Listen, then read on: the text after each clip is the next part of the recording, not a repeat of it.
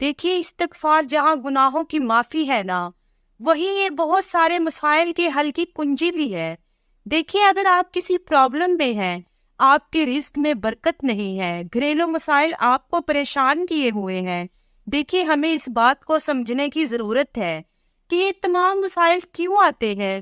ہم تو لمبے لمبے وظیفے بھی کرتے ہیں، پیروں فقیروں سے تعویذ بھی لے لیے، مسجد کے امام سے، مسجد کے قاری صاحب سے دعا بھی کروا لی، پر حالات تو جوں کے توں ہے۔ یہیں پر ہمیں سوچنا ہوگا آخر وجہ کیا ہے۔ دیکھیں ہم صبح سے لے کر شام تک اتنے گناہ کرتے ہیں، فرض نمازیں چھوٹ رہی ہیں، ہمیں کوئی فرق نہیں پڑتا، گناہ پہ گناہ کیے جا رہے ہیں، ہمیں احساس ہی نہیں ہے۔ یہیں پر ہمیں سمجھنا ہوگا کہ اگر ہم کثرت سے استغفار کریں تو یقین کریں ہمارے سارے مسئلے ٹھیک ہو جائیں گے۔ دیکھیے استغفار کے بہت سارے فائدے اور فضائل ہیں اور انسان کو استغفار کثرت سے کرنا چاہیے۔ استغفار اتنا پرتاثیر عمل ہے کہ ہمارے پیارے نبی محمد صلی اللہ علیہ وآلہ وسلم نے فرمایا کہ میں دن میں 70 مرتبہ استغفار کرتا ہوں۔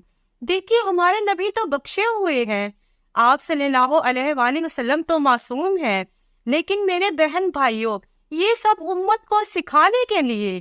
دیکھیے استغفار جو ہے نا انسان کو اللہ کے قریب کر دیتا ہے۔ قوم نوح کے لیے اللہ رب العزت نے ارشاد فرمایا کہ تم استغفار کرو، میں تمہیں کھیتیاں بھی دوں گا، فصلیں بھی دوں گا، نہریں بھی دوں گا، رزق بھی دوں گا، عروج بھی دوں گا۔ استغفار ساری چیزیں دلاتا ہے۔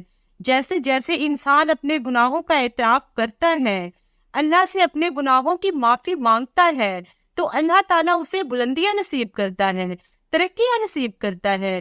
تو میرے بہن بھائیوں آپ بھی کثرت سے استغفار کریں، اللہ ہمیں عمل کی توفیق دے۔